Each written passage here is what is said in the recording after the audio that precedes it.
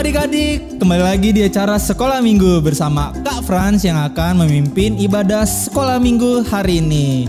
Nah, ibadah hari ini masih dilakukan secara online, tapi jangan bersedih adik-adik karena kita harus tetap memuji dan memuliakan nama Tuhan dengan penuh sukacita. Nah, kakak juga mau mengasih satu informasi buat adik-adik. Apa itu? Nah, informasinya adalah mulai minggu depan kita akan melakukan ibadah secara hybrid. Wah, apa itu ibadah hybrid? Ibadah hybrid yaitu ibadah dilakukan secara online maupun secara offline atau tatap muka. Wah, bagaimana adik-adik? Pasti senang ya. Siapa yang di sini rindu beribadah bersama kakak-kakak sekolah minggunya di gereja? Ayo, kakak juga sangat rindu beribadah bersama-sama adik-adik di tempat ini. Nah, tapi untuk bisa datang atau bisa beribadah di tempat ini itu ada persyaratannya, yaitu bagi orang tua adik-adik sudah mengisi formulir yang telah disediakan sama kakak sekolah minggunya yang telah disebar di grup. Nah, jadi untuk yang bisa hanya untuk yang sudah mengisi ya. Kalau yang tidak mengisi itu tidak diizinkan beribadah di tempat ini. Oke adik-adik, ibadah akan kita mulai, namun sebelumnya kakak mau ajak adik-adik untuk mempersiapkan hati kita, diri kita dengan berdoa. Oke, mari kita lipat tangannya, tutup matanya, kita berdoa. Bapa, terima kasih karena hari ini kami masih diberi kesehatan sampai hari ini dan diberikan kesempatan untuk beribadah sekolah minggu. Bapa, pimpin ibadah kami dari awal hingga akhir. Siapkan hati kita, pikiran kami, sehingga kami siap memuji dan memuliakan nama Tuhan. Dan kami dapat menyenangkan hati Tuhan melalui ibadah kami. Hanya di dalam nama Tuhan Yesus kami berdoa. Amin. Ya adik-adik, kakak mau ngajak adik-adik untuk bangkit berdiri dan kita akan menyanyikan pujian Allahku besar. Kita akan mengangkat pujian ini dengan penuh sukacita. Pakai gerakan ya.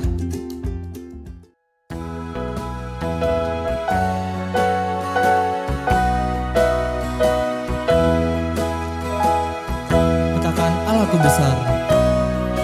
Allahku besar, kuat dan perkasa, tiada yang mustahil bagi Dia. Allahku besar, kuat dan perkasa, tiada yang mustahil bagi Dia. Gunung miliknya, sungai miliknya, bintang-bintang ciptaannya. Allahku besar, kuat dan perkasa, tiada yang mustahil bagi Dia. Ya adik-adik, bisa kembali duduk dan kita akan mendengarkan firman Tuhan. Untuk itu kakak mau mengajak adik-adik untuk mempersiapkan Alkitabnya. Tapi sebelum kita mendengarkan firman Tuhan, mari kita nyanyikan satu pujian lagi, yaitu Saat Pagi Hari.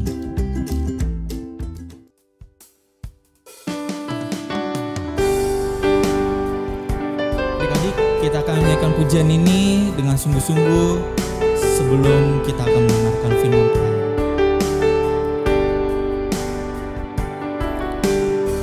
Katakan saat pagi hari. Saat pagi hari ku datang lagi menghadap Tuhan dan rendahkan diri, mengucap syukur buat hari yang Kau beri, memuji Tuhan dengan sepenuh hati.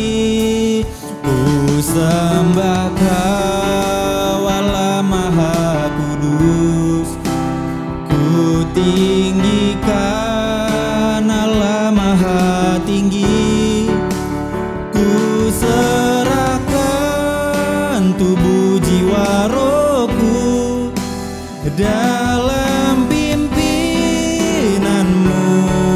Tuhan. Kita angkat pujiannya sekali lagi dengan sungguh-sungguh, katakan saat pagi hari. Saat pagi hari ku datang lagi menghadap Tuhan dan rendahkan diri, mengucap syukur buat hari yang Kau beri, memuji Tuhan dengan sepenuh hati. Ku sembah Kau Allah Maha Kudus, ku tinggikan Allah Maha Tinggi, ku serahkan tubuh jiwa rohku dalam pimpinanmu Tuhan. Shalom adik-adik, apa kabarnya hari ini? Puji Tuhan, penuh sukacita, luar biasa. Adik-adik, sebelum kita mendengarkan cerita Tuhan, kita berdoa dulu ya. Lipat tangannya, tundukkan kepalanya, kita berdoa. Tuhan Yesus yang baik, terima kasih ya Bapa. Pada saat ini kami mau mendengarkan firman Tuhan. Tolong kami ya Tuhan, kiranya kami boleh mengerti firman Tuhan dan juga melakukannya dalam kehidupan kami. Terima kasih ya Bapa, kami serahkan waktu ini hanya di dalam nama Tuhan Yesus. Amin. Adik-adik, sebelum kakak mulai cerita firman Tuhan, kakak mau nanya dulu nih. Adik-adik pernah nggak suatu ketika adik-adik ini pulang sekolah nih, sudah sampai di rumah, lalu adik-adik merasa sangat lapar. Aduh, aku lapar, sangat lapar, tapi ternyata tidak ada makanan di rumah. Mama dan papa belum masak. Apa sih yang adik-adik rasakan? Pasti nggak enak ya, merasa kelaparan. Nah, hari ini kakak mau cerita yang ada hubungannya dengan kelaparan. Penasaran gak ceritanya?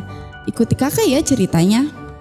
Jadi di sebuah daerah yang bernama Gilgal, ada seorang bapak-bapak, seorang nabi yang bernama Nabi Elisa. Siapa yang masih ingat Nabi Elisa? Nabi Elisa itu loh nabi yang pernah menyembuhkan seorang anak perempuan Sunem yang waktu itu sakit parah, tapi akhirnya bisa sembuh. Pasti masih ingat kan ceritanya? Nah, Nabi Elisa ini dan juga pelayannya, bujangnya yaitu yang bernama Gehazi, lagi di sebuah daerah yang bernama Gilgal. Nah, tapi di Gilgal ini lagi ada suatu musibah, suatu bencana. Jadi di Gilgal ini lagi ada bencana kelaparan. Nah, karena ada bencana kelaparan ini, banyak sekali orang termasuk Nabi Elisa, itu mereka semua itu kelaparan dan tidak ada satu makanan pun. Pasti gak enak banget ya, mereka gak bisa makan, pasti perut mereka sakit karena merasa lapar, menahan rasa lapar itu. Tapi Tuhan menolong mereka semua melalui seseorang. Gimana sih cara Tuhan menolong mereka? Coba yuk kita buka Alkitab kita di dalam 2 Raja-Raja pasal yang keempat ayat 42 sampai 44. Judulnya yaitu memberi makan 100 orang. Kita baca bersama-sama ya. Datanglah seseorang dari Baal Salisa dengan membawa bagi abdi Allah roti hulu hasil, yaitu 20 roti jelai serta gandum baru dalam sebuah kantong. Lalu berkatalah Elisa, berilah itu kepada orang-orang ini supaya mereka makan. Tetapi pelayannya itu berkata, "Bagaimanakah aku dapat menghidangkan ini di depan 100 orang?" Jawabnya, "Berikanlah kepada orang-orang itu supaya mereka makan. Sebab beginilah firman Tuhan, orang akan makan, bahkan akan ada sisanya." Lalu dihidangkannya lah di depan mereka, maka makanlah mereka dan ada sisanya sesuai dengan firman Tuhan. Ya, jadi ada seseorang dari Baal Salisa yang datang untuk menolong mereka semua yang sedang ada musibah kelaparan. Sebenarnya seseorang ini itu memberi rotinya itu bukan kepada semua orang, tapi dia niatnya memberikannya kepada Nabi Elisa. Nah, tapi ternyata Nabi Elisa ini bilang, udah rotinya kasih aja ke orang-orang yang ada bersama-sama dengan kita. Ada berapa tadi jumlahnya? Ada 100 orang. Kalau rotinya tadi ada berapa?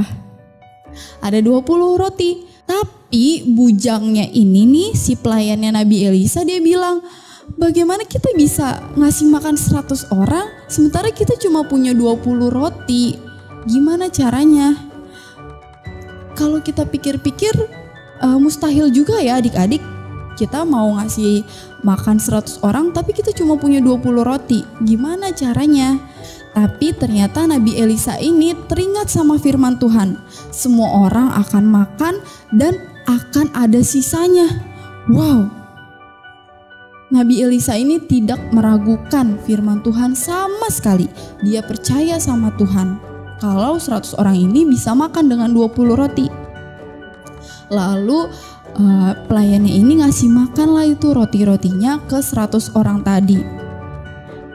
Nah, setelah itu ternyata masih ada sisanya adik-adik.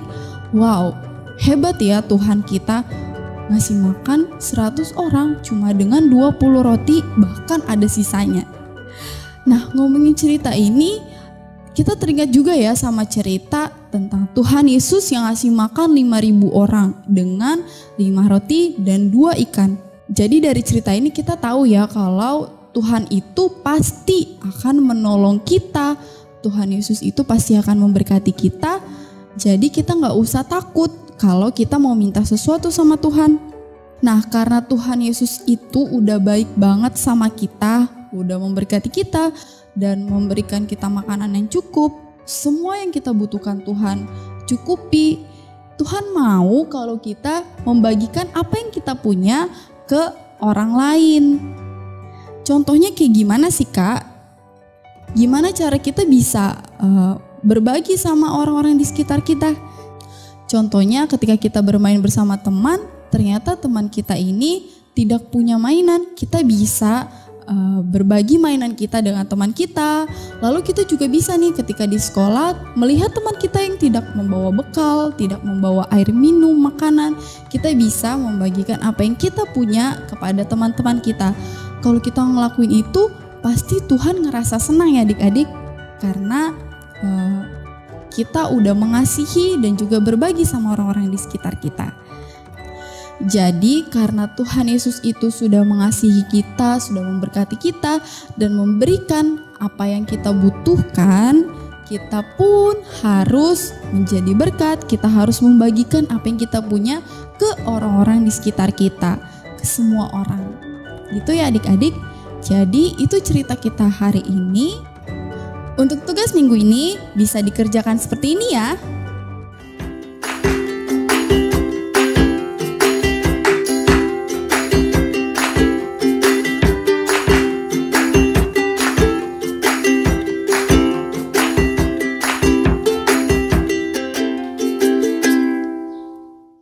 Adik-adik, sebelum kita menutup ibadah kita pada hari ini, kakak undang adik-adik untuk bangkit berdiri. Kita nyanyikan pujian Berilah yang Baik.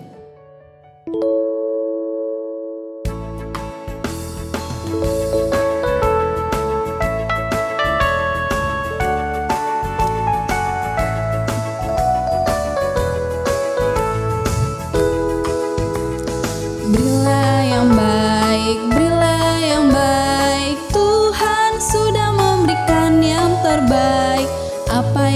beri, berilah sekarang. Tuhan pasti balas kau dan berkati kau selamanya. Berilah yang baik, berilah yang baik. Tuhan sudah memberikan yang terbaik. Apa yang kau beri, berilah sekarang. Tuhan pasti balas kau dan berkati kau selamanya. Adik-adik, kita akan mengakhiri ibadah kita. Kita berdoa. Bapa yang baik, terima kasih ya Tuhan, kami telah memuji, memuliakan, dan juga mendengarkan firman-Mu. Terima kasih ya Bapa. Ya Bapa, ajari kami, kiranya kami boleh selalu berbagi kepada teman-teman dan juga semua orang yang ada di dekat kami. Terima kasih ya Bapa. Ya Bapa, berkatilah seluruh keluarga kami. Terima kasih ya Tuhan, hanya di dalam nama Tuhan Yesus. Amin. Ibadah kita telah selesai. Selamat hari Minggu. Tuhan Yesus memberkati. Shalom.